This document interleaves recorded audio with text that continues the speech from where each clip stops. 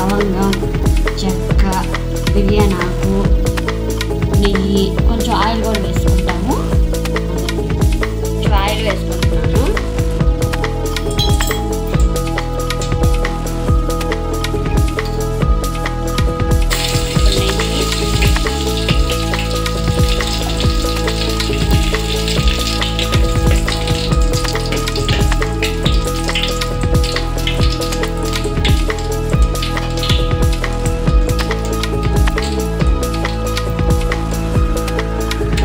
యాలక్కాయ, లవంగము, చెక్క వేసుకున్నాను.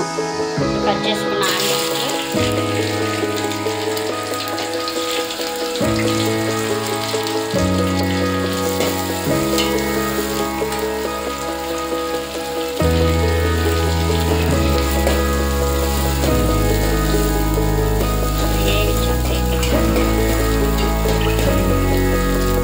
వేయించుకోవాలి ఆనియన్స్.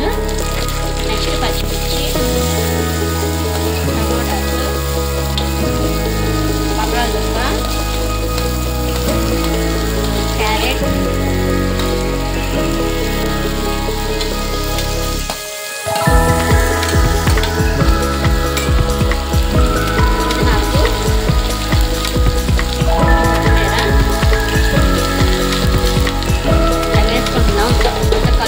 మళ్ళీ నెక్స్ట్ తర్వాత కూడా వేసుకోవాలి.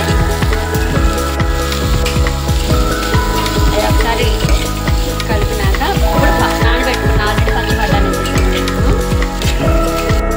అవి ఒకసారి ఉడకనివ్వాలి. ఒకసారి ఉడకాలి మొత్తము. నెక్స్ట్ సరిపడ ఉప్పు,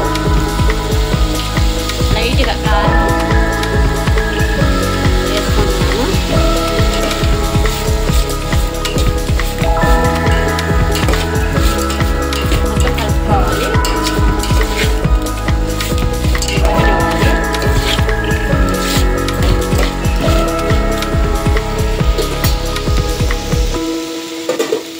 పేస్ట్ మర్చిపోయాము, ఇప్పుడు వేస్తున్నాను. ఇవ్వండి.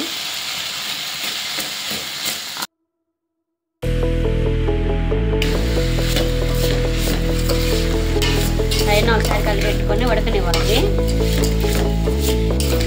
దానికి 2 గ్లాసులు వాటర్ పోస్తున్నాను.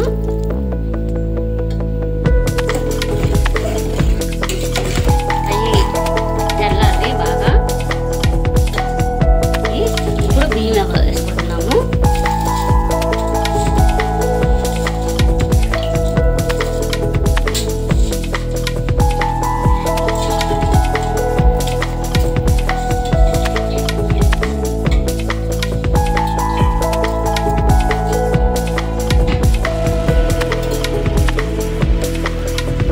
ఒకసారి మొత్తం కలిసిపోయేట్టు కలుపుకోవాలి.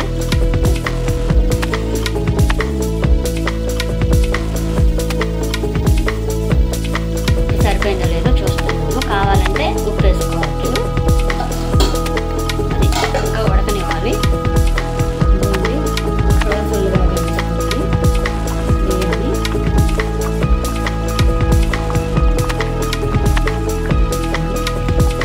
వెజిటేబుల్ బిర్యానీలో బీన్స్ అంటే వేస్తారు. వెజిటేబుల్స్ మేము ఇంట్లో ఉన్న వాటితోనే క్యారెట్, పచ్చి బఠానీస్, బంగాళదుంప వేసుకుంటాము. వేసాను, బిర్యానీ ఆకు కూడా వేసాను. లాస్ట్ కొత్తిమీర వేసుకున్నాను. ఇప్పుడు నెయ్యి వేసి సిమ్లోనే ఉడకనివ్వాలి.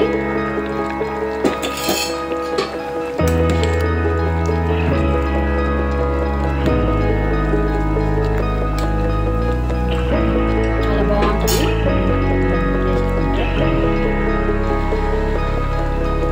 ఇదిగోండి, వెజిటేబుల్ బిర్యానీ రెడీ అయిపోయింది. చూడండి, రైతా కూడా ప్రిపేర్ చేసి పెట్టుకున్నాము.